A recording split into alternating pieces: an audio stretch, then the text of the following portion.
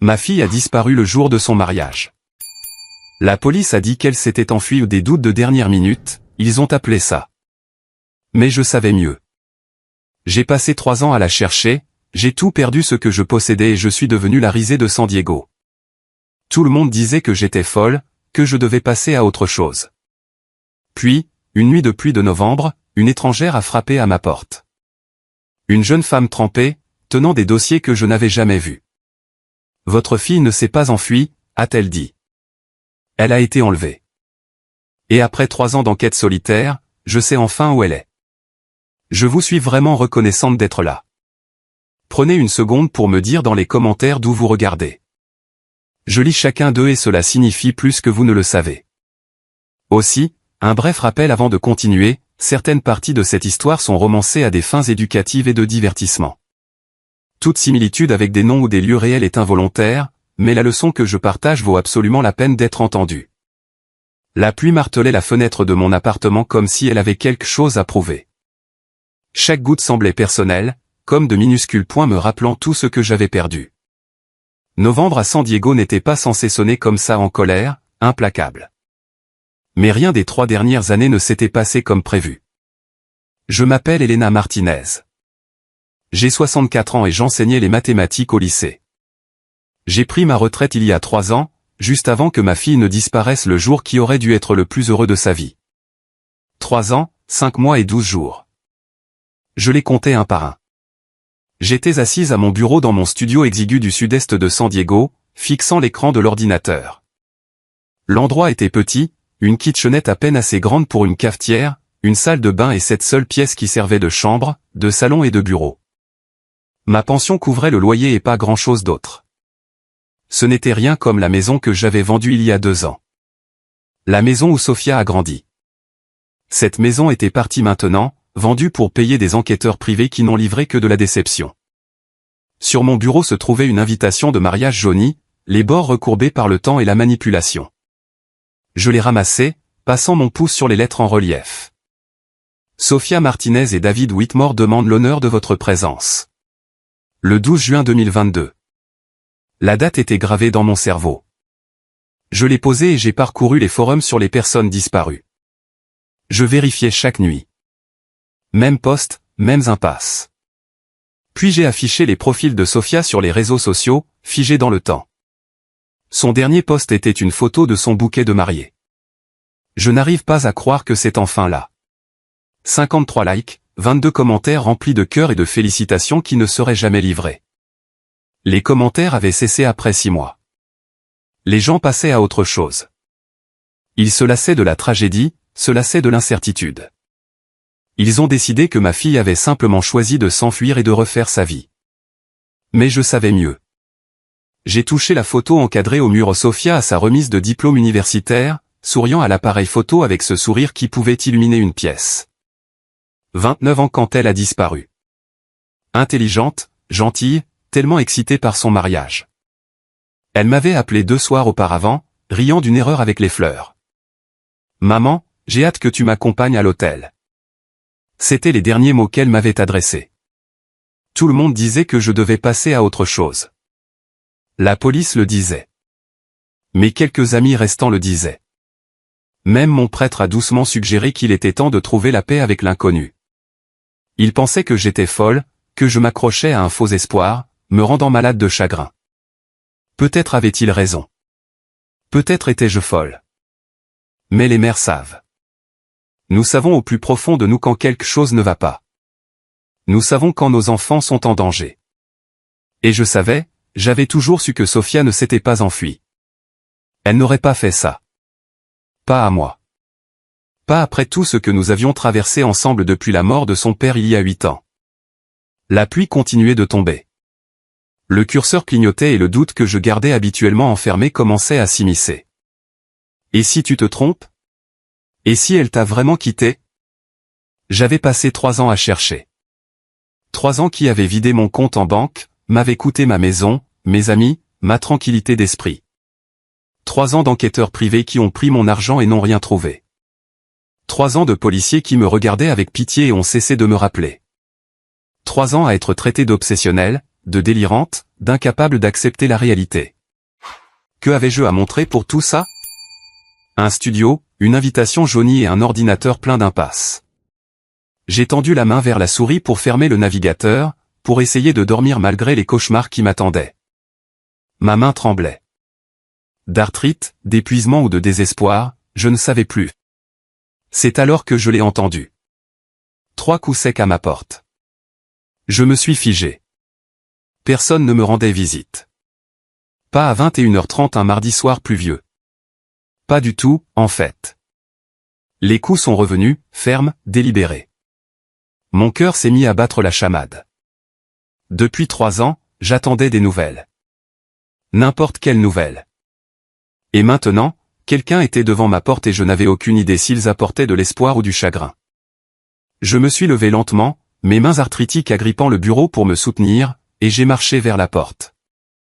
J'ai failli ne pas ouvrir. 3 ans de solitude m'avaient appris la prudence, mais quelque chose dans ces 3 coups m'a fait tourner le pêne. La femme sur le seuil de ma porte avait l'air d'avoir 33 ans, trempée par la pluie, les cheveux foncés collés à son visage. Elle portait un jean et une veste pratique. Madame Martinez. Je m'appelle Jessica Parker. J'ai besoin de vous parler de Sophia. Ma main s'est resserrée sur la porte. Je ne vous connais pas. Je connaissais Sophia.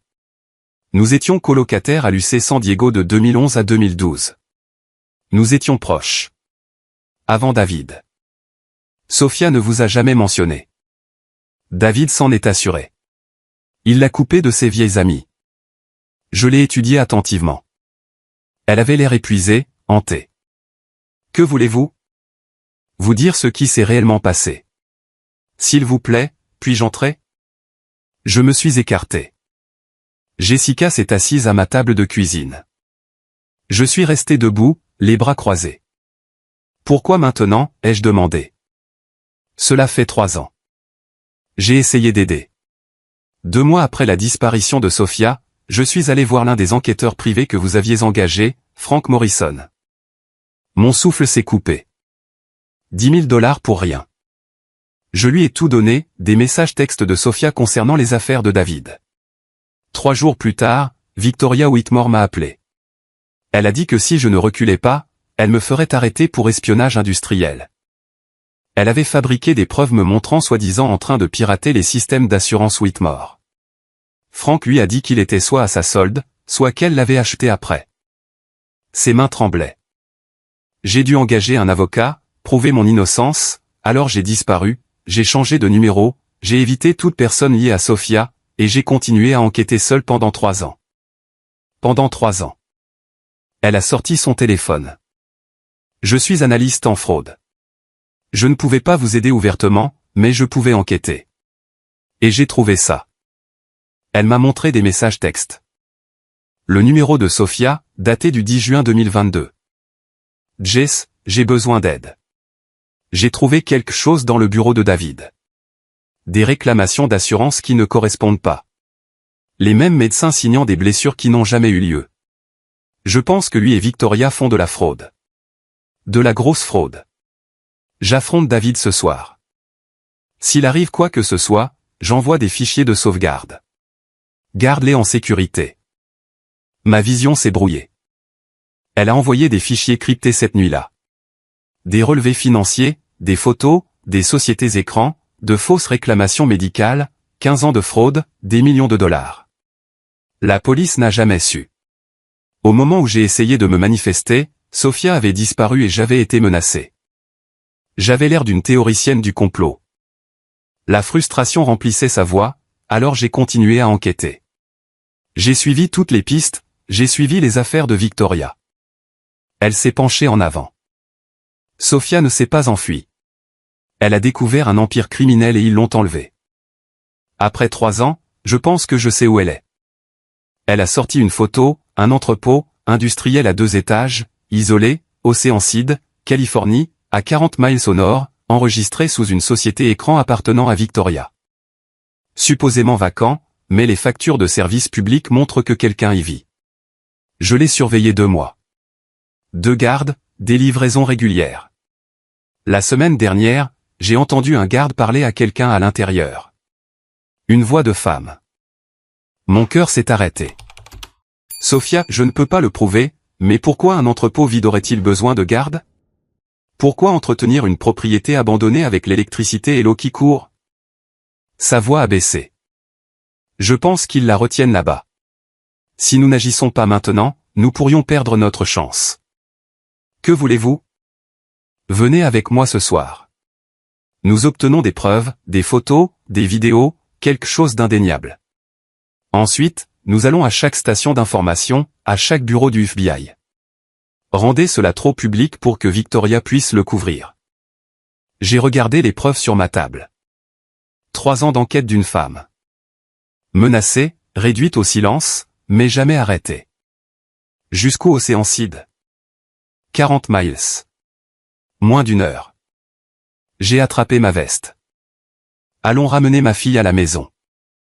Avant que je puisse demander où, j'avais besoin qu'elle comprenne, j'avais besoin de lui raconter ce jour, le jour où mon monde a pris fin. J'ai entendu ma propre voix dire, le matin du 12 juin 2022 avait été parfait. Un ciel bleu sans nuages, un soleil chaud inondant les fenêtres de l'église Sainte-Catherine à San Diego. Le genre de journée dont toutes les mariées rêvent. Je me tenais derrière Sophia dans la petite salle de préparation, boutonnant soigneusement le dos de sa robe de mariée. 43 minuscules boutons de perles qui prenaient une éternité, mais cela ne me dérangeait pas. C'étaient les derniers instants où j'aurais ma fille pour moi seule avant qu'elle ne devienne l'épouse de quelqu'un. Elle était radieuse. La robe était simple, élégante, exactement le style de Sophia.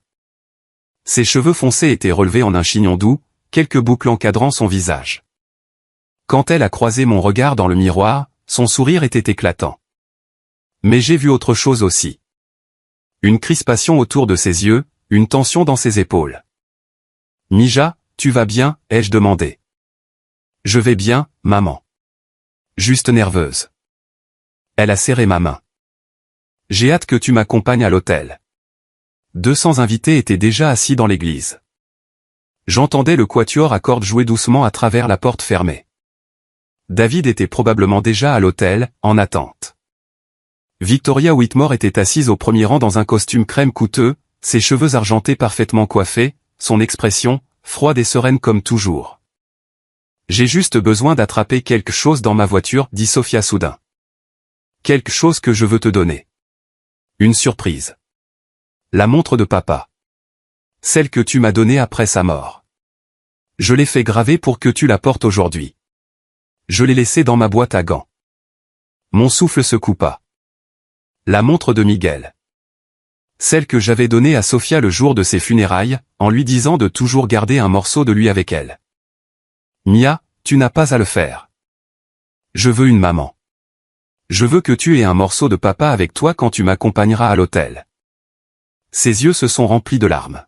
« Cela ne prendra qu'une minute, je te le promets. » Elle se dirigeait déjà vers la porte, faisant attention de ne pas marcher sur sa robe. Je l'ai regardée partir, sa robe blanche disparaissant dans le couloir vers le parking. C'était la dernière fois que je voyais ma fille s'éloigner seule. 15 minutes passèrent. Puis 30. Les demoiselles d'honneur commencèrent à s'énerver, vérifiant leur téléphone, chuchotant entre elles. Je suis allé chercher Sophia moi-même, mes talons claquant sur le carrelage. Mon cœur commençait à s'emballer pour des raisons que je ne pouvais pas encore nommer. Le parking était plein de voitures décorées de rubans et de fleurs. J'ai trouvé la voiture de Sophia au 3e rang.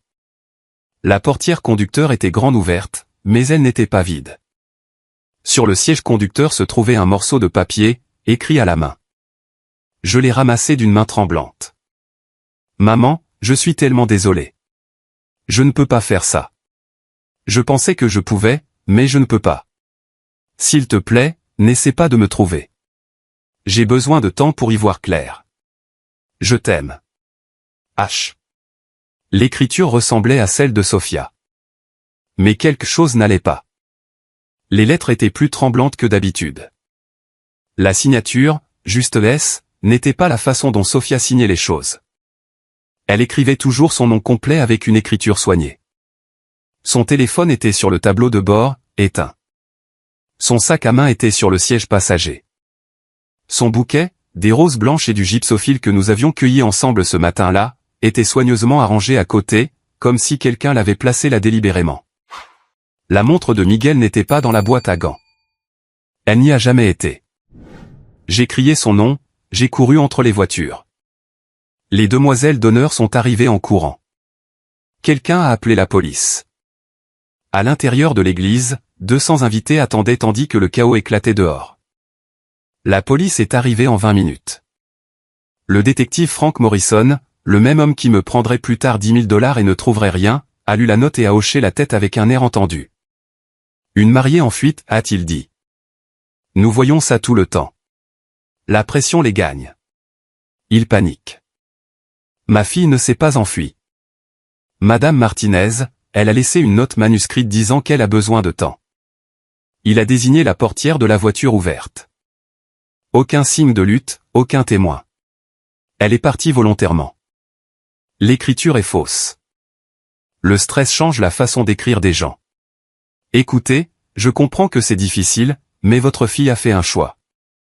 Victoria Whitmore est apparue à côté du détective, élégante et sereine, pendant que je m'effondrais. Je l'ai entendu parler de cette voix cultivée, si raisonnable, si préoccupée. Elena a été assez intense avec l'organisation du mariage. Très autoritaire, si je suis honnête. Peut-être que Sofia avait juste besoin d'un peu d'espace face à toute cette pression.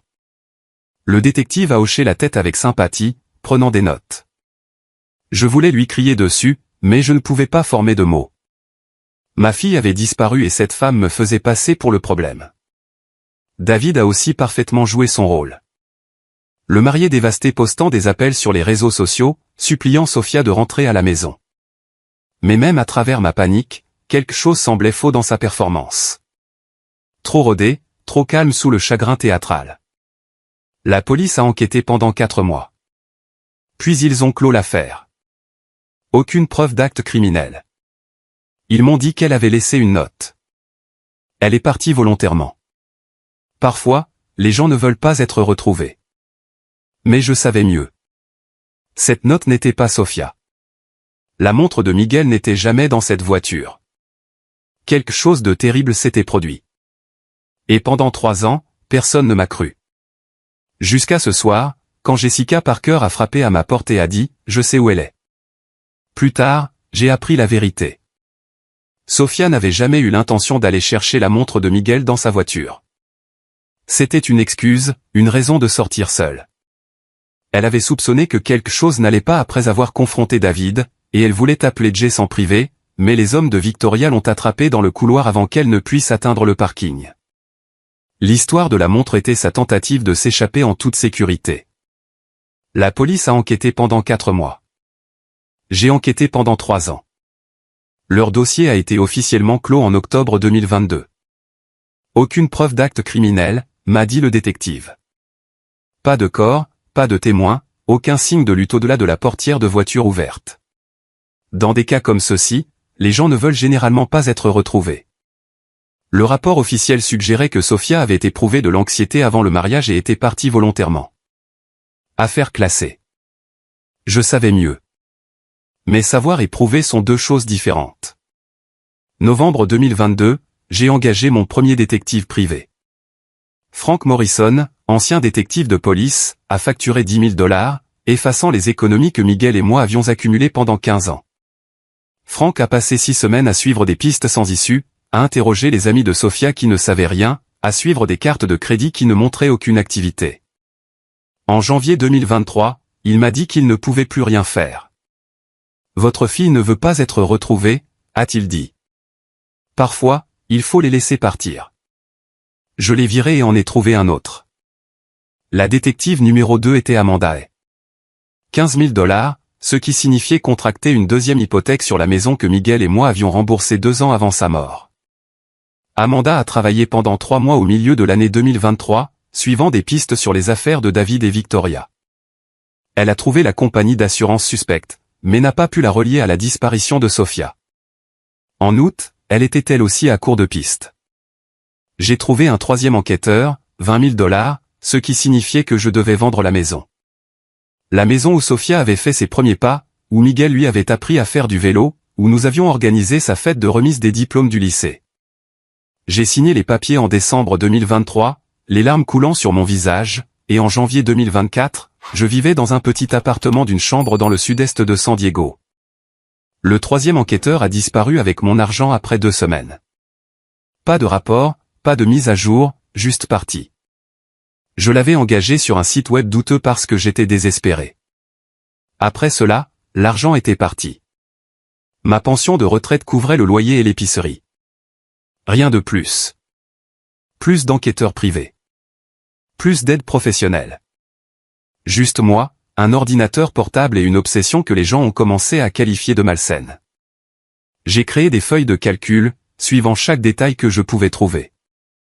J'ai parcouru les publications de David sur les réseaux sociaux, à la recherche de schémas.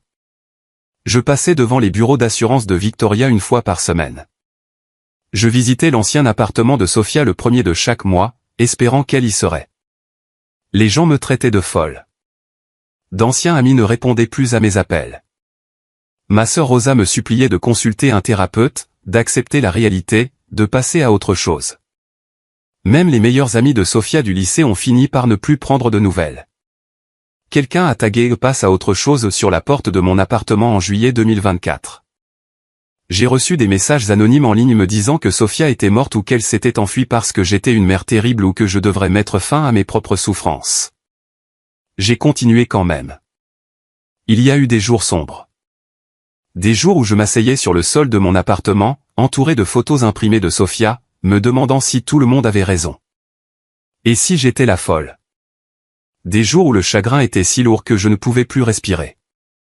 Une nuit de septembre 2025, j'ai failli abandonner. J'étais en train de ranger les affaires de Sophia, ses dessins d'enfants, ses devoirs d'école, le lapin en peluche que Miguel avait gagné pour elle à la foire du comté quand elle avait 6 ans. J'allais tout donner, la laisser partir, essayer de construire une sorte de vie à partir des ruines. Puis j'ai trouvé une photo glissée dans l'un de ses vieux manuels. Sophia a 7 ans, souriante et édentée, portant sa tenue de premier jour d'école. Au dos, de la main de Miguel, notre courageuse fille. J'ai tout remis en place. Je n'abandonnais pas. Jamais. Et puis, exactement 3 ans après ce terrible jour de juin, Jessica Parker a frappé à ma porte. Jess a étalé 3 ans d'enquête sur ma table basse. Documents, photos, impressions couvraient chaque centimètre de la surface usée. C'est ce que Sophia a trouvé, dit-elle en ouvrant un dossier. Les Whitmore mènent une opération de fraude à l'assurance depuis plus de 15 ans. Accident de voiture mis en scène, fausse déclaration de blessures, médecins signant des traitements qui n'ont jamais eu lieu. Des millions de dollars, Madame Martinez. Peut-être des dizaines de millions. Je fixais les papiers. Des dossiers médicaux avec des divergences surlignées. Des relevés financiers montrant de l'argent circulant à travers des sociétés au nom comme Pacific Holdings, LLC, et Coastal Investment Group. Des photos de garages automobiles qui semblaient abandonnés. Ils ont tout un réseau, poursuivit Jess. Regardez ces noms. Le docteur Robert Miller apparaît sur 47 réclamations différentes en 2 ans. J'ai appelé son cabinet. Numéro déconnecté. L'adresse, une clinique dentaire de centre commercial qui a fermé en 2016. Le docteur Sarah Jenkins, même chose. 32 réclamations, mais elle n'existe dans aucune base de données médicale californienne. Elle sortit d'autres documents. Des propriétaires de carrosseries qui gonflent les coûts de réparation ou facturent des travaux jamais effectués. Des greffiers qui valident les réclamations sans examen. Tout le monde reçoit une part et Victoria est au centre de tout, coordonnant tout via sa compagnie d'assurance. Comment cela se connecte-t-il à Sophia? Jess me montra la conversation complète par SMS du 10 juin 2022. Jess, j'ai trouvé quelque chose. David a laissé son bureau déverrouillé et j'ai vu des dossiers sur son bureau. Des demandes d'indemnisation avec les mêmes noms de médecins encore et encore. Les mêmes avocats. Des paiements allant à des entreprises dont je n'ai jamais entendu parler. J'ai recherché certaines de ces personnes. Elles n'existent pas. Les adresses sont des terrains vagues. Je pense que David et Victoria mènent une sorte d'opération de fraude massive. J'ai peur, mais je ne peux pas l'épouser sans connaître la vérité. Ce soir, je vais parler à David. Lui demander d'expliquer. S'il a une bonne raison, tant mieux. Mais sinon, je dois savoir qui j'épouse. Je t'envoie des fichiers de sauvegarde maintenant. Tout ce que j'ai trouvé, juste au cas où. Mes mains tremblèrent. Elle les a confrontés. 2 jours avant le mariage, et 2 jours plus tard, elle a disparu. La mâchoire de Jess se serra. Ce n'est pas une coïncidence. Elle est à la des registres fonciers. Il m'a fallu 3 ans pour le tracer, mais j'ai trouvé un entrepôt à Océan Seed enregistré sous l'une des sociétés écrans de Victoria, Pacific Holdings, LLC. C'est à environ 40 miles au nord d'ici, hors des routes principales. La propriété est détenue par les Whitmore depuis 8 ans, mais est supposément vacante. Aucune activité commerciale n'y est menée, pas d'employés, rien. Mais les factures de services publics montrent une consommation constante d'électricité et d'eau. Quelqu'un est là. Elle sortit des photos de surveillance granuleuse. Je l'ai surveillée pendant les 3 dernières semaines. 2 hommes vont et viennent régulièrement. J'ai vérifié leurs plaques. Les 2 ont des antécédents d'agression. Ce ne sont pas des ouvriers d'entrepôt, Madame Martinez. Ce sont des gardes. Mon cœur battait si fort que je pouvais à peine respirer. Vous pensez que Sophia est là-dedans?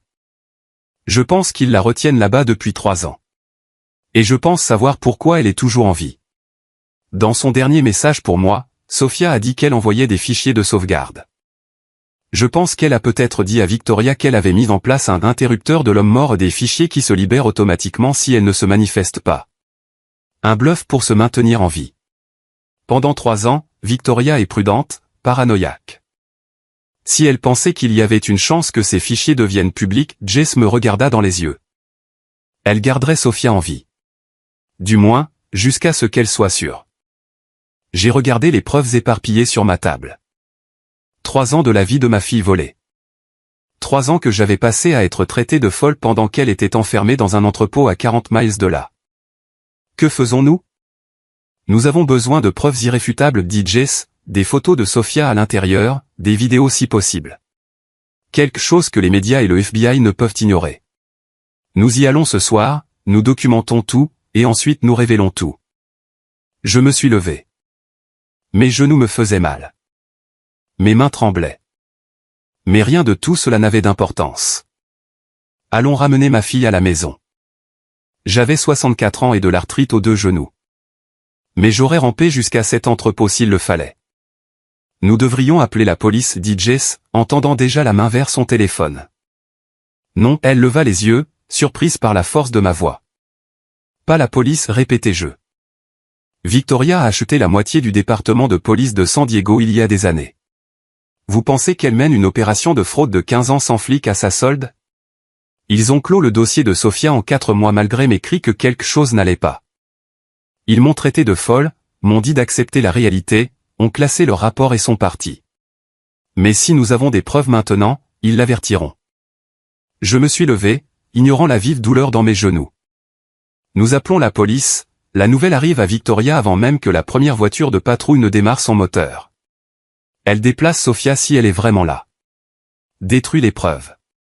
Au moment où quelqu'un enquête, cet entrepôt est vide, et nous avons l'air de fous à nouveau. Jess posa lentement son téléphone. Alors, que faisons-nous? Nous obtenons des preuves. Des preuves indéniables, irréfutables. Photos, vidéos, quelque chose qu'ils ne peuvent pas ignorer ou expliquer. Je me dirigeai vers le placard de ma chambre, sortant une veste. Ensuite, nous appelons toutes les chaînes d'information, tous les bureaux du FBI, tout le monde en même temps. Rendez cela trop public pour que Victoria puisse le dissimuler. Madame Martinez, je peux y aller seule. Vous n'avez pas à le faire. Oui, je le dois. Je me suis tourné vers elle. J'ai passé 3 ans à être traitée de délirante. 3 ans pendant que ma fille était enfermée dans un entrepôt à 40 miles. J'ai vendu ma maison, perdu mes économies, suis devenu la risée de tous ceux qui me connaissaient. J'ai de l'arthrite. J'ai les genoux faibles, mais je n'ai aussi plus rien à perdre. Et j'en ai fini de rester sur la touche pendant que d'autres décident ce qui arrive à mon enfant. Quelque chose a changé dans l'expression de Jess. Elle a hoché la tête. D'accord, planifions ça. Nous avons rassemblé du matériel, des lampes de poche de mon tiroir de cuisine, nos téléphones entièrement chargés, une clé en croix de mon coffre de voiture. Pas une arme, me suis-je dit, juste au cas où nous aurions besoin de forcer une porte. Jess avait un petit appareil photo dans son sac, le genre que les enquêteurs utilisent pour la surveillance. L'entrepôt a 2 entrées, a expliqué Jess, étalant les photos de surveillance sur la table. Porte principale ici, quai de chargement à l'arrière. Je l'ai surveillé pendant 3 semaines. Les gardes changent de car à 22 heures. Pendant environ 15 minutes, il n'y a qu'une seule personne à l'intérieur. C'est notre créneau. Ce n'est pas beaucoup de temps. C'est suffisant. J'ai étudié les photos, mémorisant la disposition. Bâtiment à 2 étages, ancienne zone industrielle, peu de voisins. Nous entrons, nous trouvons Sofia. Nous documentons tout. Nous sortons. Simple. Rien de tout cela n'est simple, dit Jess doucement. Ces hommes sont dangereux. S'ils nous attrapent, ils ne le feront pas. J'ai croisé son regard. J'ai été sous-estimé toute ma vie. Les gens voient une veuve de 64 ans avec de mauvais genoux et ils pensent que je suis impuissante. Mais j'ai élevé une fille seule après la mort de Miguel. J'ai survécu 3 ans d'enfer sans craquer. Je ne suis pas impuissante et je ne laisserai pas mon enfant dans cet endroit une nuit de plus. Jess resta silencieuse un instant. Puis elle sourit légèrement. Votre fille tient sa force de vous, n'est-ce pas? Ma gorge se serra. J'espère bien. Nous avons terminé de faire nos bagages. J'ai jeté un dernier coup d'œil à mon petit appartement. La photo de Sofia au mur, souriante dans sa toque de diplômée. L'invitation de mariage jaunie sur mon bureau. 3 ans de chagrin et de recherche, tout menant à ce moment. Cette femme a souri au mariage vide de Sofia, dis-je, pensant au visage froid et serein de Victoria. Elle est restée là pendant que 200 personnes chuchotaient et regardaient, et elle a souri.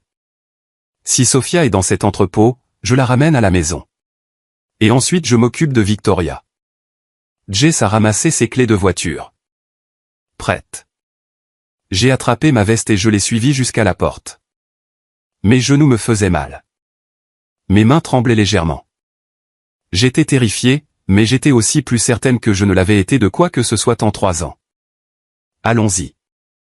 Nous avons roulé vers le nord sous la pluie, 40 miles sur l'autoroute côtière vers Oceanside. Les essuie-glaces battaient à un rythme régulier. Aucune de nous ne parlait beaucoup. Jess se concentrait sur la conduite. Je regardais l'obscurité filer par la fenêtre et je pensais à Sofia. Accroche-toi, Mia. J'arrive. Moins d'1 heure plus tard, nous y étions. L'entrepôt se trouvait en bordure d'une zone industrielle, du béton gris sur fond d'océan noir au-delà. Une clôture grillagée entourait la propriété, rouillée et affaissée par endroits.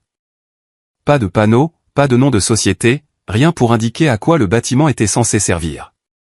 Jess a garé la voiture à environ un demi-mile, éteignant les phares.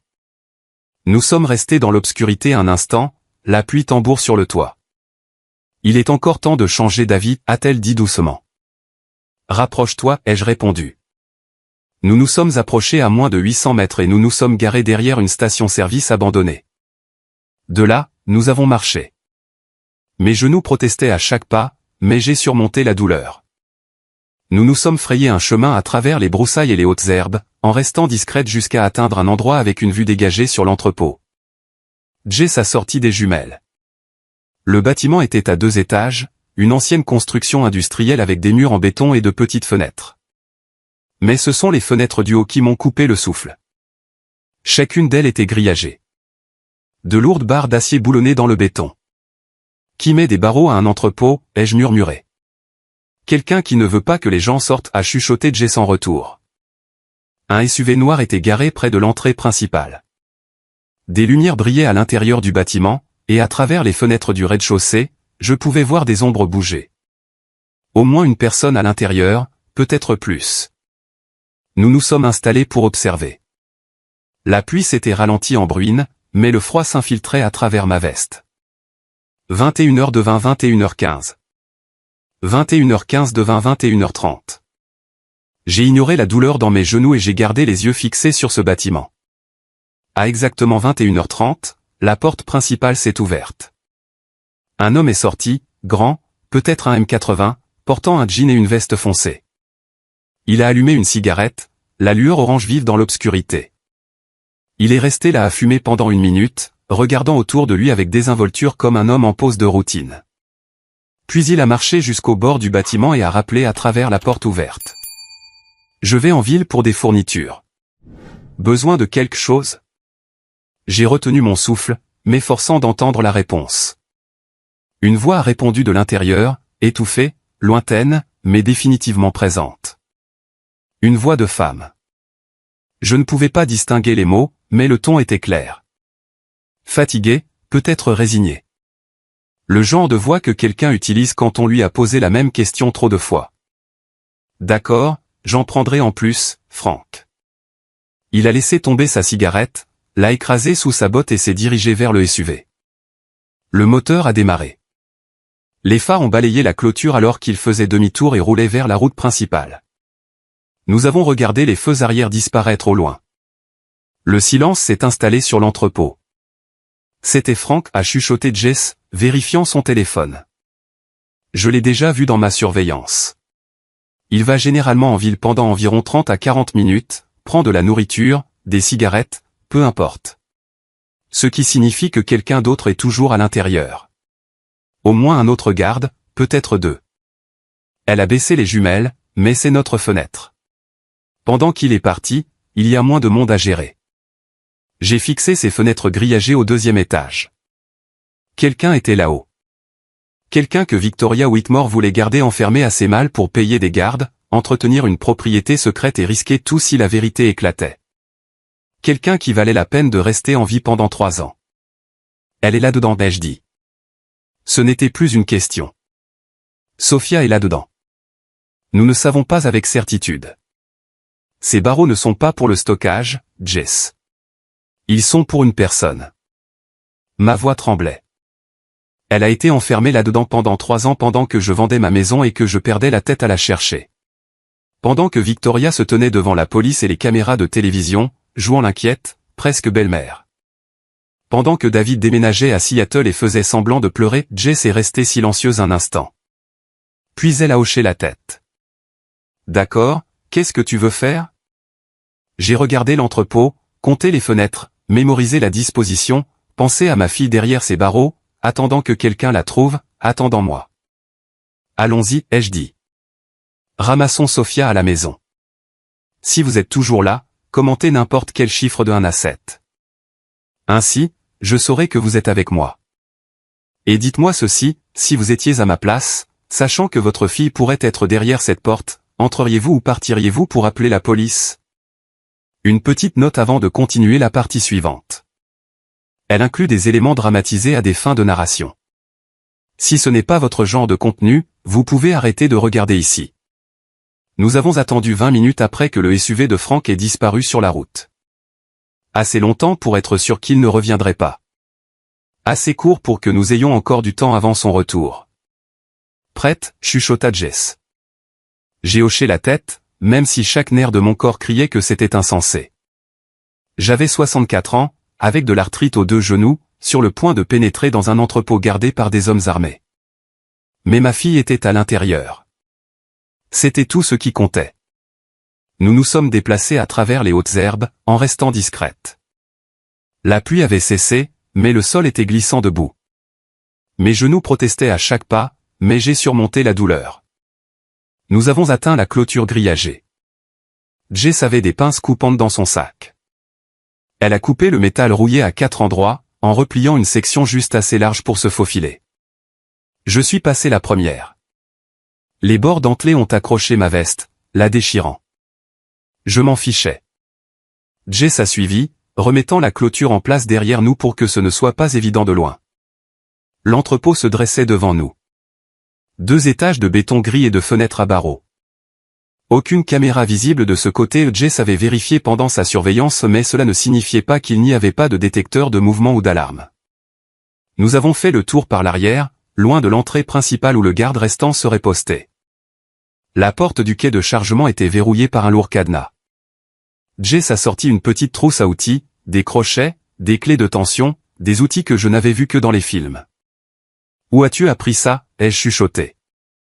3 ans à enquêter sur la fraude. On acquiert des compétences. Elle a travaillé la serrure, sa main stable malgré le froid. 30 secondes, 60. Le cadenas a cliqué. Nous nous sommes figés, écoutant.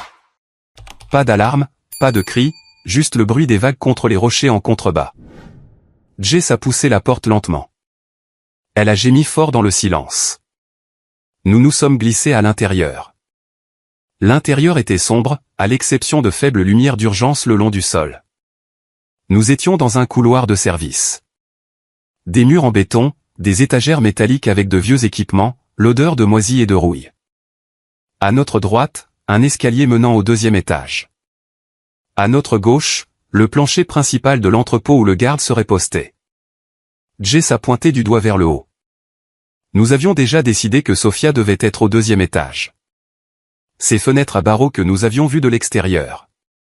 Nous avons monté les escaliers avec précaution. Chaque pas semblait résonner. Mes genoux me faisaient mal, mais je me suis forcé à continuer. En haut, un autre couloir, faiblement éclairé.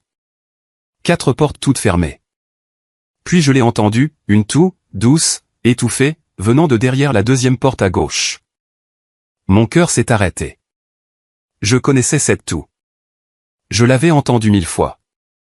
Sophia souffrait d'allergie chronique. Une légère respiration sifflante quand l'air était trop sec. Je me suis dirigé vers la porte. Jess m'a attrapé le bras, secouant la tête. Elle a pointé son oreille, puis le couloir. Écoutant. Des pas en bas. Le garde qui se déplace, mais il ne montait pas les escaliers. Pas encore. Jess a examiné la porte. Acier lourd, un verrou à peine à l'extérieur, le genre utilisé pour enfermer quelqu'un, pas pour empêcher quelqu'un d'entrer. Elle a soigneusement fait glisser le pêne, grimaçant au grincement métallique. La porte s'est ouverte, et là, dans une minuscule cellule éclairée par une seule ampoule nue, se tenait ma fille. Mes mains tremblaient alors que Jess faisait glisser le pêne. La porte s'est ouverte en grand. La pièce était minuscule, peut-être 3,5 mètres sur 3. Un lit de camp avec un matelas fin poussé contre un mur. Une petite table en bois, une chaise en plastique, une seule ampoule nue suspendue au plafond, projetant des ombres dures. Une fenêtre avec de lourds barreaux de fer boulonnés dans le cadre en béton. Et au centre de cette cellule se tenait ma fille. Sophia était si maigre, émaciée, ses pommettes saillantes. Ses bras semblaient fragiles. Ses cheveux avaient poussé longs et raides, au-delà de ses épaules, non lavés depuis on ne sait combien de temps. Elle portait un pantalon de survêtement délavé et un t-shirt trop grand qui flottait sur son corps. Sa peau était pâle, presque grise sous la lumière fluorescente. Mais ses yeux étaient toujours ceux de Sophia, grands, incrédules, se remplissant de larmes. Maman. J'ai traversé la pièce en 2 pas et l'ai serrée dans mes bras. Elle s'est effondrée contre moi, tout son corps secoué par des sanglots. Je l'ai tenue aussi fort que j'osais, terrifié qu'elle ne se brise, terrifié qu'elle ne disparaisse à nouveau. Tu es venu, a-t-elle étouffé entre ses sanglots. Tu es vraiment venu. Je pensais. Victoria m'a montré des photos. Elle a dit que tu étais passé à autre chose. Que tu croyais que je m'étais enfui. Jamais. Je me suis reculé juste assez pour voir son visage, pour lui prendre les joues dans mes mains. Pas une seule seconde. Chaque jour, Sophia. Chaque jour, je t'ai cherché. Elle s'est accrochée à moi, pleurant si fort qu'elle pouvait à peine respirer. 3 ans de chagrin, de terreur et d'isolement se déversant d'elle. J'ai pleuré aussi, tenant ma fille pour la première fois depuis plus de 3 ans, sentant son cœur battre. Sa chaleur était la preuve qu'elle était vivante et réelle. Jess se tenait dans l'embrasure de la porte, les larmes coulant sur son visage, veillant. Sophia, a-t-elle dit doucement. Nous devons parler vite. Sophia s'est reculée, essuyant ses yeux. Jess, tu as eu mes messages. Tous. Mais Sophia, écoute. Il y a des caméras dans ce bâtiment. Des capteurs de mouvement. Si Victoria surveille à distance, elle sait que nous sommes ici. Le visage de Sophia est devenu pâle. Elle sait. Il y a des caméras partout. Et il y a 2 gardes. Jerry est en bas en ce moment. Il a une arme. Frank est parti il y a environ 20 minutes pour acheter des fournitures, mais il va revenir. Mon sang s'est glacé. combien de temps avons-nous? Je ne sais pas, 10 minutes, peut-être 12, avant que Jerry ne réalise que quelque chose ne va pas. Sophia a attrapé mes bras. Urgent. Maman, il y a un bureau à l'arrière à cet étage. C'est là que Victoria garde tout.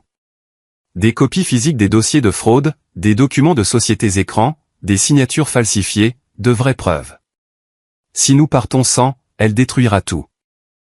Nous sommes venus pour toi, ai-je dit. Les dossiers n'ont pas d'importance. Ils en ont. La poigne de Sophia s'est resserrée. Maman, je dois te dire pourquoi je suis encore en vie. Pourquoi Victoria ne m'a pas simplement tué. Sophia, 2 jours avant le mariage, j'ai confronté David au sujet de la fraude. Il a semblé calme, a dit que nous trouverions une solution ensemble. Le lendemain matin, le jour du mariage, quelqu'un m'a drogué. Quand je me suis réveillé, j'étais ici. Victoria est venue le lendemain et m'a dit que j'avais trouvé quelque chose que je n'aurais pas dû. Elle a dit que si j'essayais de m'échapper ou si quelqu'un me trouvait, elle te tuerait. Mon souffle s'est coupé. Chaque mois pendant 3 ans, elle est venue ici. Elle m'a montré des photos de toi à l'épicerie, à l'église, marchant vers ta voiture. Elle avait des gens qui te suivaient. Elle m'a dit qu'un mot d'elle et tu serais morte. Ou pire, elle te piégerait pour un crime et tu passerais le reste de ta vie en prison. La voix de Sophia s'est brisée. C'est pourquoi je n'ai jamais activé l'interrupteur de l'homme mort dont Jess et moi avions parlé. Non pas parce que j'avais peur pour moi, mais parce que j'avais peur pour toi. Les larmes coulaient sur mon visage. Oh, Mika, alors nous avons besoin de ces fichiers.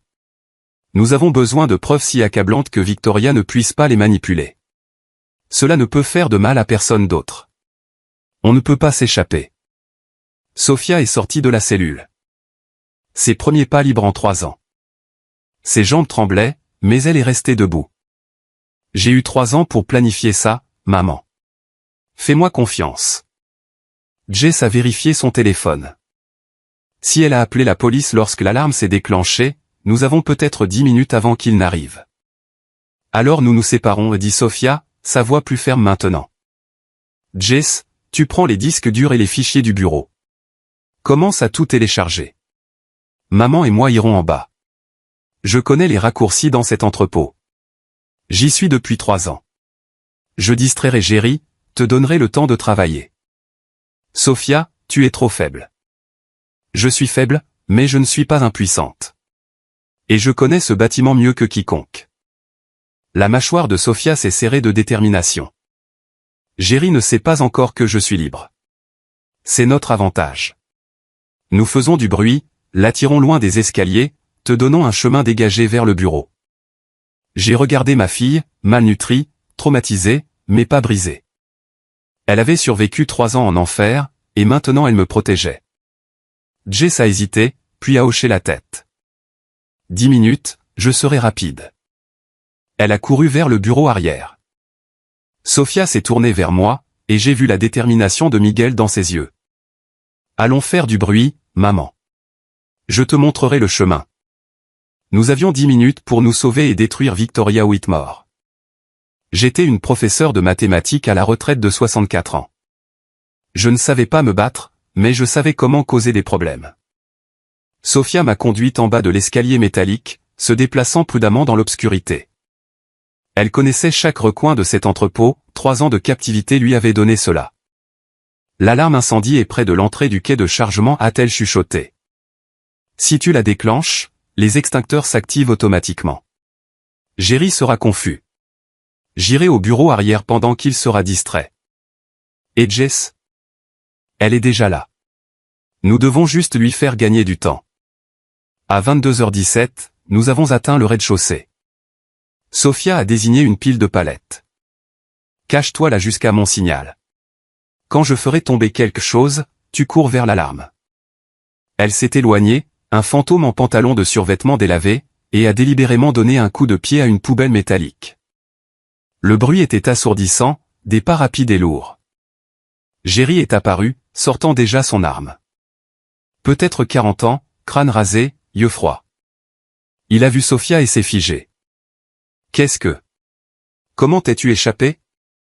Je cherchais la salle de bain, dit Sophia faiblement, chancelant sur ses pieds, jouant de sa malnutrition. Jerry, je ne me sens pas bien. Retourne à l'étage tout de suite. C'est alors que j'ai couru.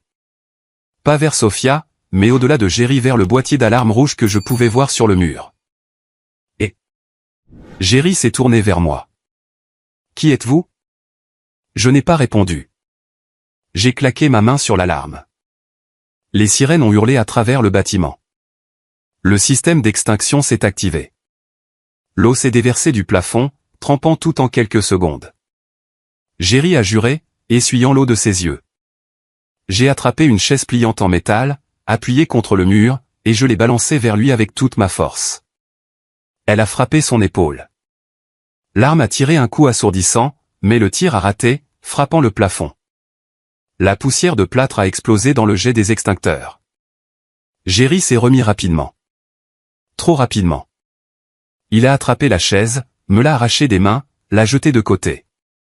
Sa main s'est refermée sur ma gorge. « Tu as fini, vieille femme » a-t-il grogné. Je ne pouvais plus respirer. Des taches noires dansaient dans ma vision. J'ai griffé sa main, mais il était trop fort. Ma poigne de 64 ans n'était rien contre lui. Un sifflement fort a rempli l'air. La poigne de Jerry s'est soudainement relâchée. Il a reculé en chancelant, toussant, les yeux larmoyants. De la mousse blanche couvrait son visage. J'ai halté pour reprendre mon souffle et j'ai levé les yeux pour voir Sophia tenant un petit extincteur, le genre monté sur les murs pour les urgences. Elle n'était pas assez forte pour le frapper avec, mais elle avait dirigé la buse directement sur son visage et l'avait aspergé. « Maman, cours !» a-t-elle crié, sa voix rauque à cause de 3 ans d'utilisation limitée. C'était toute la force qu'elle avait. L'extincteur lui a glissé des mains tremblantes et a frappé le sol en béton avec un claquement. Jerry toussait toujours, aveuglé par la mousse chimique, trébuchant en arrière. Jess est sorti de nulle part et l'a plaqué. Ils sont tombés lourdement sur le béton humide. Jerry a essayé de se débattre, mais Jess avait de l'entraînement et de la position, et je me suis précipité pour aider, repoussant son arme sur le sol glissant. « Sophia, vas-y !» a crié Jess en luttant pour lui tenir les bras derrière le dos. « Retourne au bureau. » Sophia n'a pas discuté. Elle a attrapé le mur pour se soutenir et s'est déplacée aussi vite que ses jambes affaiblies le permettaient vers les escaliers. Jess a passé son bras autour du cou de Jerry dans une prise d'étranglement. Il se débattait et se débattait, mais l'eau et la mousse rendaient tout glissant et il ne pouvait pas prendre le dessus. 30 secondes. Puis ses mouvements ont ralenti, puis se sont arrêtés. Est-il inconscient, a halté Jess, vérifiant son pouls. Pas pour longtemps. Peut-être 5 minutes. Nous sommes restés trempés et tremblantes. Les extincteurs fonctionnaient toujours, hurlant toujours.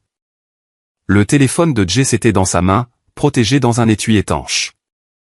Le téléchargement HD, crachant de l'eau. Commencez avant que je ne descende. Laisse-moi vérifier. Elle a regardé l'écran. 70%. 85%. J'ai regardé vers l'entrée principale. À travers la pluie des extincteurs, je pouvais voir des lumières clignotantes au loin à travers les fenêtres. Police. 90%. Continue. Les sirènes devenaient plus fortes, beaucoup plus fortes. Plusieurs véhicules.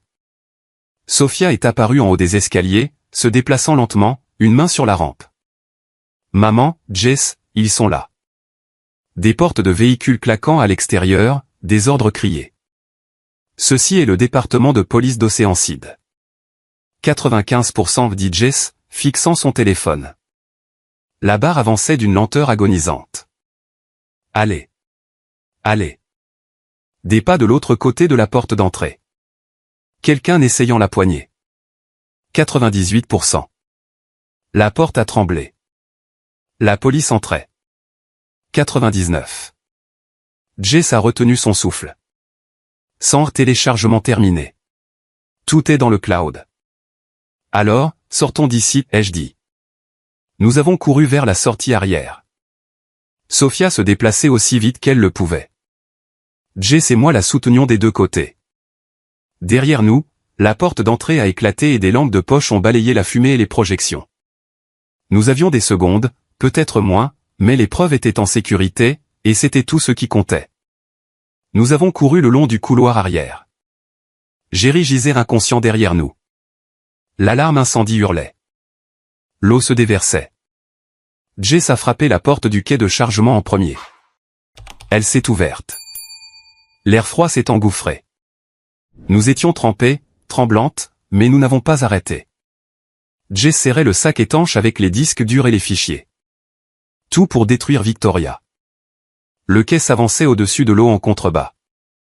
Des vagues noires s'agitaient contre les rochers. À 4,5 mètres de profondeur, peut-être plus dans l'obscurité. Fichier téléchargé, dit Jess, vérifiant son téléphone. Tout synchronisé en combattant Jerry. FBI, procureur, 3 chaînes d'information. Les preuves sont en sécurité. Dieu merci, ai-je soufflé.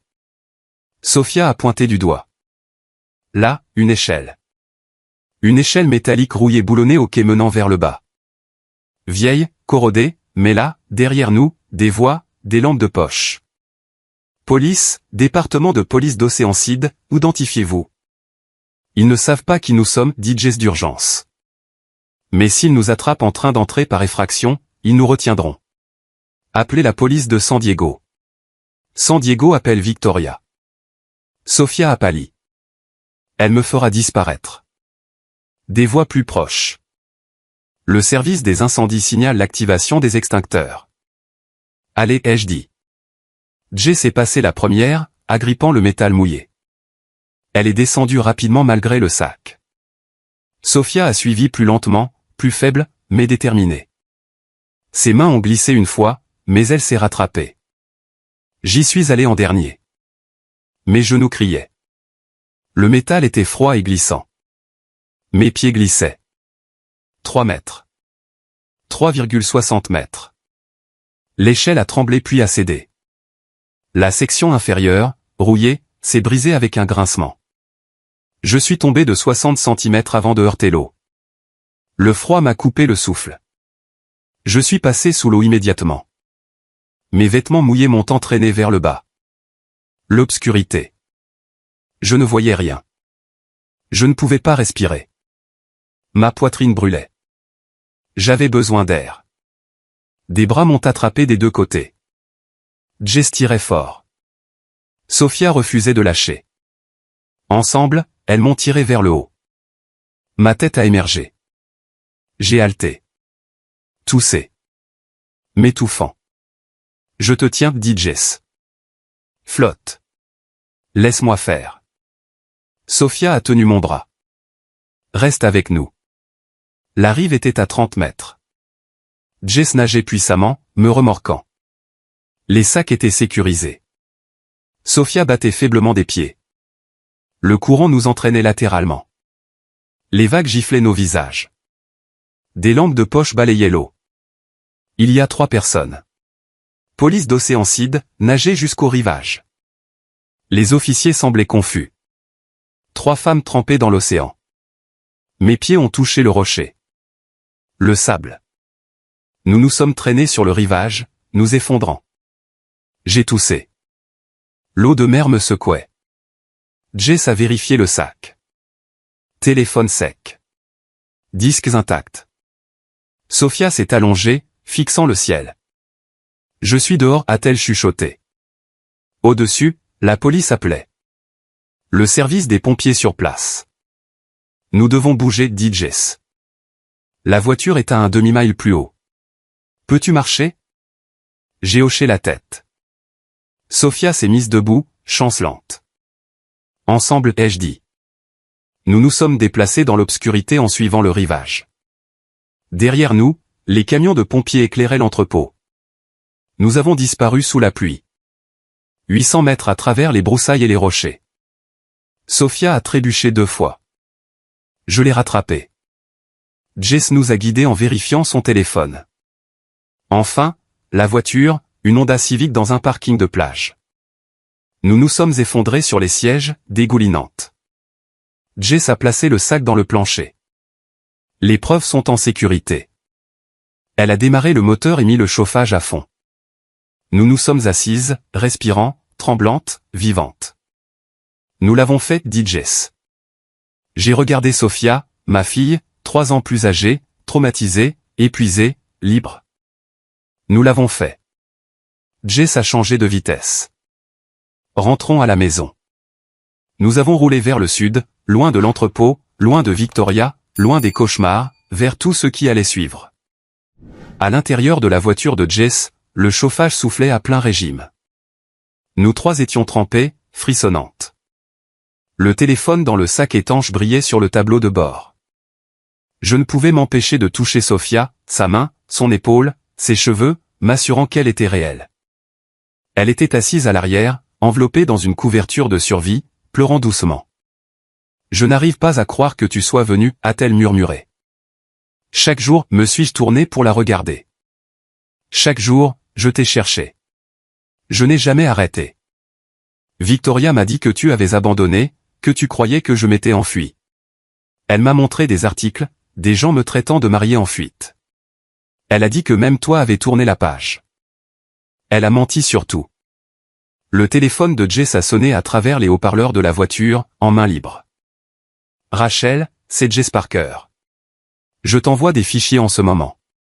Fraude à l'assurance, sociétés écrans, fausse réclamation remontant à 15 ans. Et j'ai Sophia Martinez avec moi. Vivante. Elle a été retenue captive pendant 3 ans. La voix d'une femme, nette et professionnelle. Jess, tu es sérieuse. Vérifie tes emails, photos, documents, relevés financiers, tout ce que Victoria Whitmore a essayé de cacher. Publie ça ce soir avant qu'elle ne puisse retourner la situation. Je m'en occupe. Je l'envoie aussi à 4 autres médias. Ligne directe du FBI, bureau du procureur, 3 chaînes de télévision. Au matin, tout le monde saura. Elle a raccroché et a continué à conduire. Sophia, ai-je dit doucement. Que s'est-il passé? Elle a pris une respiration tremblante. 2 jours avant le mariage, j'aidais David avec ses livres. C'est là que je les ai trouvés ou les réclamations d'assurance. Ça n'avait pas de sens. Les mêmes médecins, les mêmes schémas, de l'argent qui disparaissait. Je l'ai confronté cette nuit-là et il a immédiatement prévenu Victoria. Le matin du mariage, j'étais dans la salle de bain de la suite nuptiale. Quelqu'un m'a attrapé par derrière, un chiffon sur mon visage, quelque chose de chimique, puis rien. Tu as été drogué. Je me suis réveillé dans cette cellule. Victoria est venue le lendemain et m'a expliqué très calmement que j'avais trouvé quelque chose que je n'aurais pas dû, que si j'essayais de m'échapper, elle te blesserait. Elle avait des gens qui te surveillaient. Des photos de toi à la maison, à l'épicerie, à l'église. Elle a dit un mot et tu disparaîtrais aussi. Mes mains se sont serrées en poing. Elle me rendait visite tous les mois. Elle me montrait de faux posts sur les réseaux sociaux, des articles sur la façon dont tu avais accepté que je sois parti. Comment tu avais vendu la maison et tourné la page. Elle me brisait pièce par pièce. Le téléphone a sonné à nouveau. Numéro inconnu. Madame Parker. La voix d'une femme était nette. Agent spécial Sarah Mandé, FBI. Nous avons reçu les données que vous avez téléchargées il y a 30 minutes. Les mains de Jess se sont resserrées sur le volant. Et nous nous coordonnons avec la police de San Diego et la police d'Oceanside. Nous avons surveillé l'appel de David Whitmore à la police locale. Madame Parker, ne rentrez pas chez vous. Venez directement à notre bureau de terrain de San Diego. Nous préparons un lieu sûr pour vous 3. Les forces de l'ordre local sont mises au courant. Vous n'êtes pas des fugitifs. Vous êtes des témoins d'une conspiration criminelle majeure. Nous avons besoin de vos déclarations et nous devons nous assurer que Victoria Whitmore ne puisse pas vous atteindre. Un soulagement m'a envahi. Le téléphone de Jess a vibré avec une alerte d'information. Flash Info, une vaste organisation de fraude à l'assurance démasquée. Des documents révèlent des décennies de corruption. Cela se produisait. La vérité éclatait. Trop grande pour être étouffée. Nous avons roulé toute la nuit vers le bureau de terrain du FBI. Derrière nous, l'empire de Victoria s'effondrait. Devant nous se profilaient 3 années de témoignages, de procès, de batailles juridiques. Mais à cet instant, tenant la main de Sophia à travers le siège, sentant son pouls sous mes doigts, je savais que j'avais gagné. Ma fille était vivante. La vérité était révélée. Et le règne de Victoria Whitmore était terminé.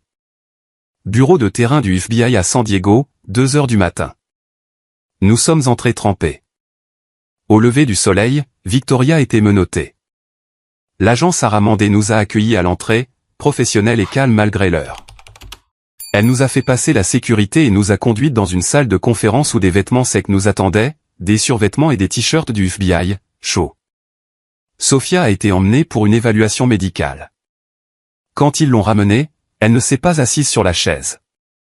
Au lieu de cela, elle s'est recroquevillée dans un coin, les genoux contre la poitrine, le dos contre le mur.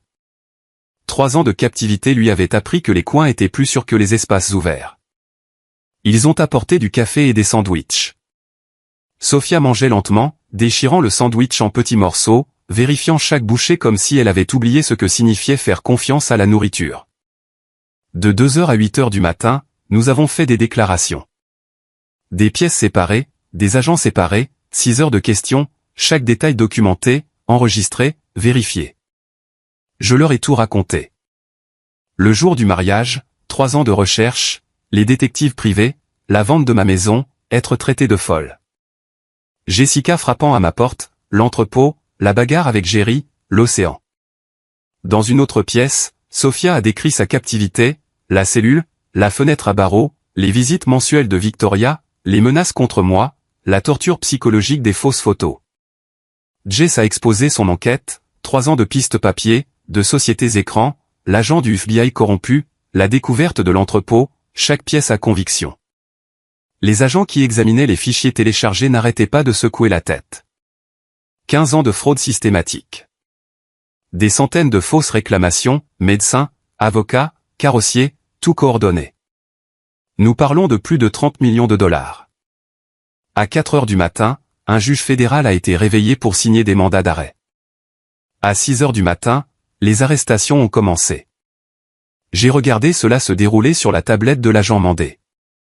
David Whitmore, arrêté dans son pantouse, menotté en pyjama, ayant l'air choqué que les conséquences l'aient enfin rattrapé. À 7 heures du matin, Victoria a essayé de s'enfuir. Des images de sécurité de l'aéroport la montraient à l'aéroport international de San Diego tentant d'embarquer sur un vol privé vers le Mexique. Des agents fédéraux l'ont arrêtée au point de contrôle. Elle s'est battue contre eux, criant au sujet de ses droits, de ses avocats, de ses relations. Rien de tout cela n'avait d'importance. Ils l'ont menottée là, dans le terminal.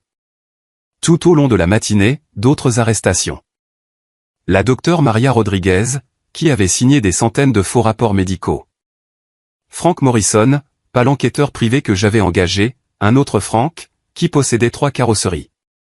Des fonctionnaires de la commission des assurances qui avaient fermé les yeux en échange de pots de vin. La couverture médiatique a explosé. Toutes les chaînes montrant la même histoire. Femme retenue captive pendant 3 ans. Vaste réseau de fraude à l'assurance démasquée, des dizaines d'arrestations. À 8h30, l'agent Mandé nous a emmenés dans une salle d'observation. Une vitre sans teint donnant sur une salle d'interrogatoire.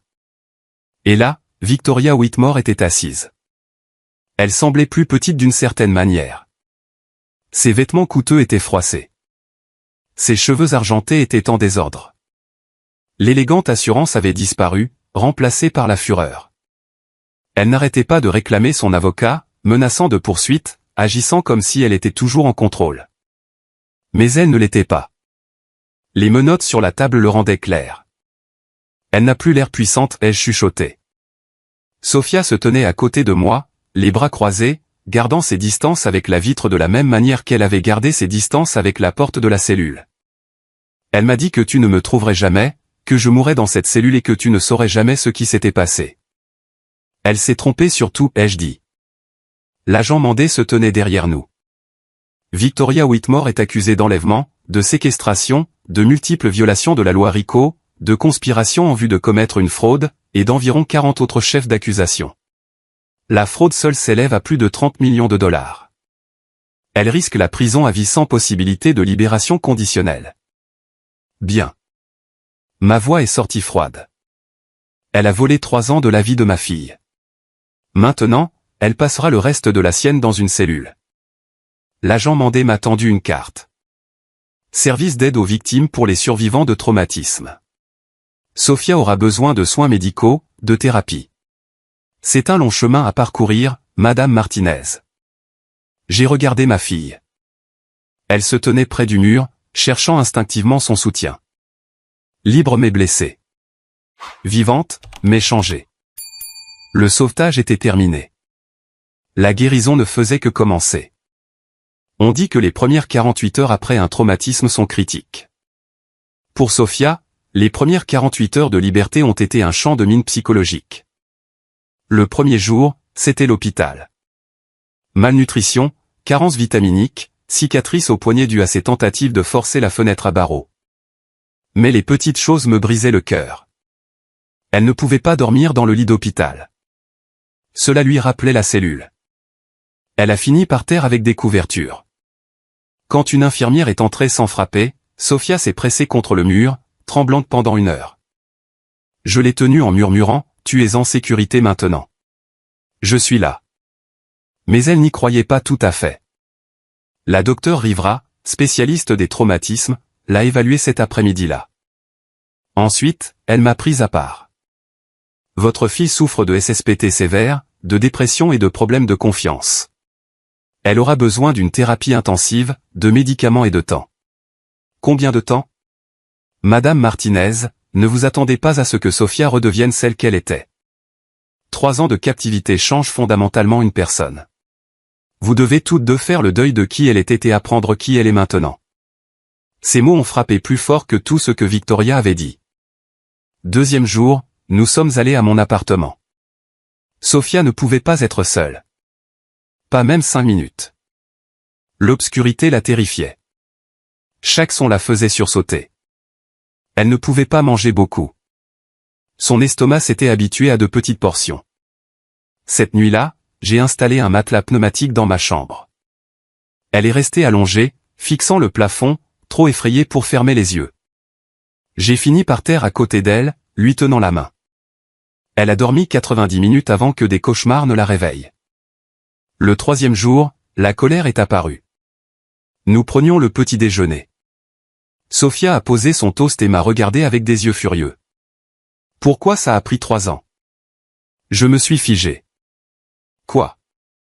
3 ans, maman? Pourquoi t'a-t-il fallu 3 ans pour me trouver? Chérie, j'ai cherché tous les jours. 3 ans. Elle s'est levée, sa chaise grinçant. Pendant que j'étais enfermé dans cette pièce, pendant que Victoria me disait que tu avais abandonné. Elle pleurait des sanglots secs, secouant son corps. Je suis désolé. Mes larmes coulaient. J'ai tout essayé. J'ai vendu la maison. Je sais que tu as essayé, mais une partie de moi ne peut s'empêcher de penser, et si tu avais cherché plus fort? Trouvé plus tôt?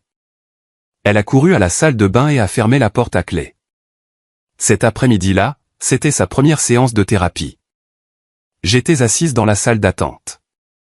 À travers la porte, j'ai entendu Sophia.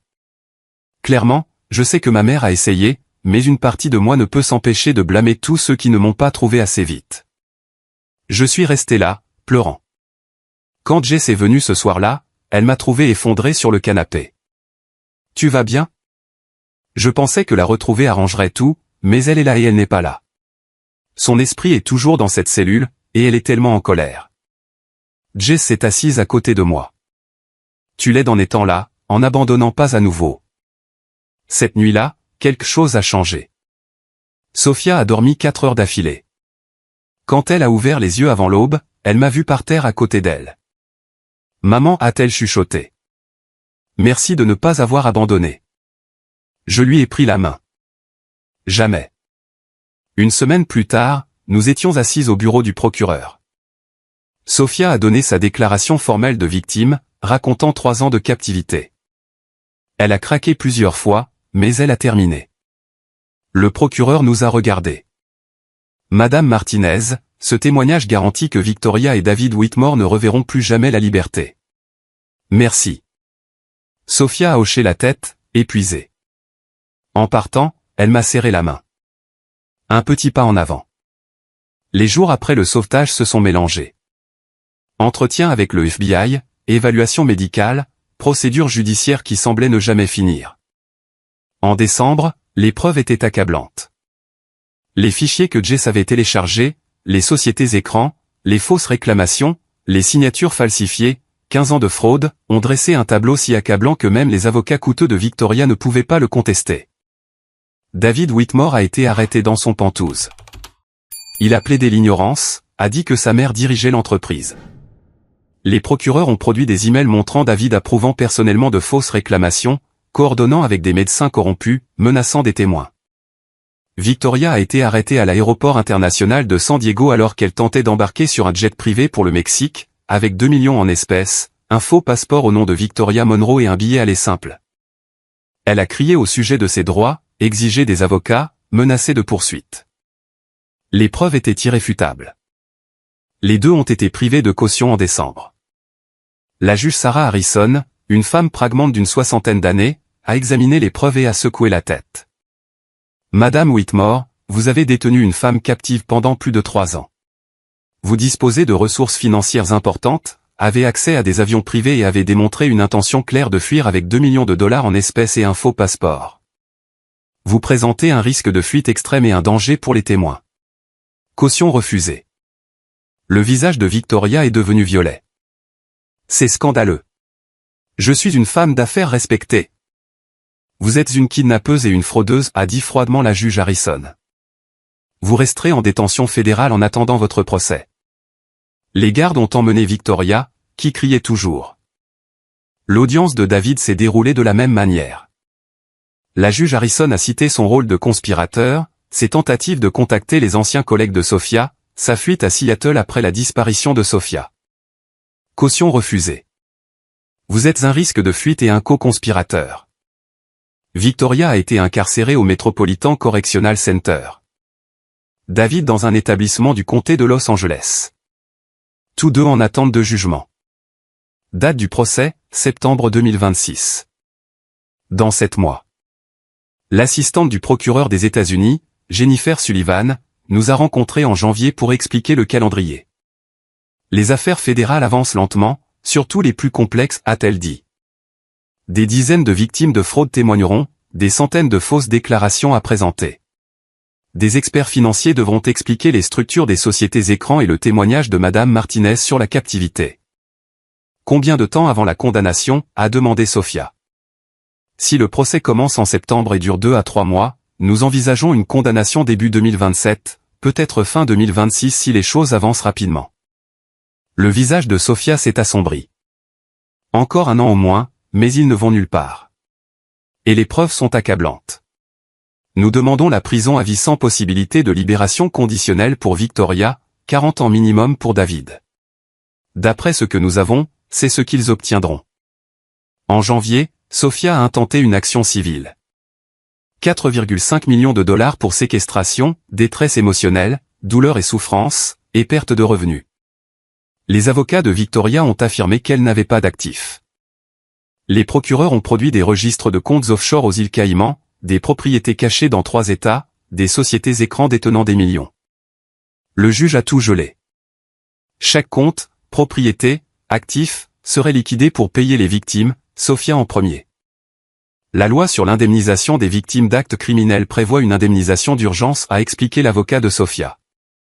Le Fonds fédéral a approuvé 300 000 $ pour les soins médicaux immédiats, le logement et la thérapie. 300 000 $. Pas le montant total, mais assez. Assez pour que Sophia puisse se reconstruire sans se soucier de la thérapie ou du loyer. Ce n'est pas une question d'argent, a dit Sophia doucement. C'est qu'elle perde tout. Juste. Nous sommes en février 2026, 3 mois après cette nuit pluvieuse de novembre où Jessica a frappé à ma porte. 3 mois depuis que nous avons ramené Sophia à la maison. Nous sommes dans notre petit appartement à Carlsbad. 2 chambres, assez d'espace pour nous deux. Sophia ne peut pas encore être seule, alors nous vivons ensemble. Mère et fille se reconstruisant jour après jour. Sur le rebord de la fenêtre, Sophia s'occupe d'un petit pot en argile. De minuscules pousses vertes émergent du sol, des graines de citronnier que nous avons plantées en janvier. Elles ne seront pas des arbres avant des années. Elles ne porteront pas de fruits avant encore plus longtemps, mais elles poussent. Regarde, maman, dit Sophia doucement. Elles grandissent. Je me tiens à côté d'elles, regardant ses pouces fragiles.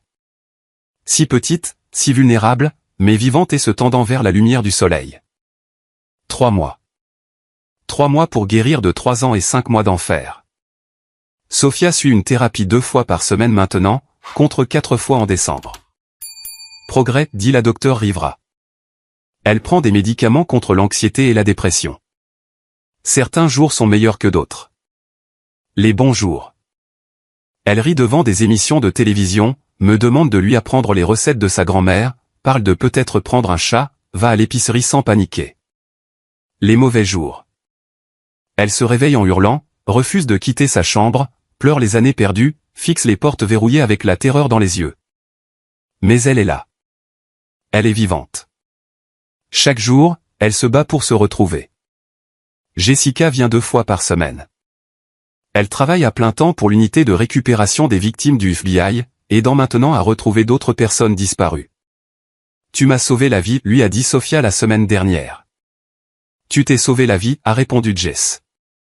J'ai juste aidé à finir ce que tu avais commencé. Le procès est dans 7 mois. Septembre 2026, puis probablement 3 mois de plus avant la condamnation. Victoria est dans une cellule de détention, et j'espère que chaque jour est misérable. Les gens me demandent si je lui ai pardonné. Ils veulent une fin inspirante où je trouve la paix par le pardon. Je ne l'ai pas fait. Je ne le ferai probablement jamais. Et c'est bien. Le pardon n'est pas nécessaire pour la guérison. Sophia guérit sans pardonner à Victoria. Je guéris sans lui pardonner. Nous construisons de nouvelles vies sur des ruines. La justice compte. La vérité compte. L'amour compte. Sophia arrose les jeunes pousses, ses mains tremblant moins que le mois dernier. Petite victoire. Elle peut tenir un arrosoir fermement. Elle peut quitter l'appartement pendant 1 heure. Elle peut dormir 4 heures d'affilée parfois. Maman, dit-elle doucement. Merci de n'avoir jamais abandonné. Merci d'avoir survécu. Nous nous tenons ensemble, regardant ses minuscules pouces. 3 mois de croissance, 3 mois de guérison. Ce n'est pas grand-chose, mais c'est quelque chose. L'histoire n'est pas terminée. Le procès aura lieu. Victoria sera condamnée à la prison à vie. Sophia continuera la thérapie pendant des années. Certains jours seront difficiles. Les cicatrices ne disparaîtront jamais complètement. Mais nous sommes là, ensemble. Il y a 3 ans et 5 mois, Victoria Whitmore a essayé d'effacer ma fille, a essayé de la faire disparaître, a essayé de briser son esprit. Elle a échoué. Sophia est là. Cicatrisée mais debout. Traumatisée mais combattante. Changée à jamais. Oui, mais vivante et libre et grandissante. Et Victoria, elle est enfermée en attendant un procès qui se terminera par sa mort en prison. Nous avons gagné non pas parce que nous sommes fortes ou courageuses ou spéciales. Nous avons gagné parce que nous avons refusé d'abandonner. Parce que l'amour têtu, féroce, implacable, est plus puissant que l'argent, plus durable que le mal, plus incassable que n'importe quelle cage. Je regarde ma fille, ses minuscules pousses de citronnier qui se tendent vers le soleil, et je sais que ce n'est que le début. La guérison prendra des années. Les cicatrices ne s'estomperont jamais complètement. Mais nous sommes là. Nous sommes ensemble. Et chaque jour, nous choisissons de continuer à grandir. C'est ce que l'amour peut faire. En repensant à ce parcours, j'ai appris que les histoires de drames familiaux comme les nôtres ne concernent pas seulement le crime ou le sauvetage. Elles concernent ce que l'on fait quand tout s'effondre. Si vous êtes confronté à vos propres histoires de drames familiaux, ne faites pas mon erreur. N'attendez pas pour faire confiance à votre instinct. Quand quelque chose ne va pas, c'est généralement le cas. La leçon ici, l'amour est l'arme la plus puissante que nous ayons. Victoria avait de l'argent, du pouvoir et des relations. Mais Sophia et moi avions quelque chose qu'elle ne pouvait ni acheter ni voler. Un amour inébranlable. C'est ce qui nous a permis de traverser 3 ans d'enfer. En ce qui concerne les histoires de grand-mère, la mienne n'est pas typique. La plupart des histoires de grand-mère parlent de faire des biscuits et de tricoter des pulls. La mienne parle de refuser d'abandonner quand le monde me disait que j'étais folle. Et vous savez quoi? Dieu m'a donné la force de continuer à chercher quand je n'avais plus rien. La foi et l'amour, ces 2 choses nous ont sauvés.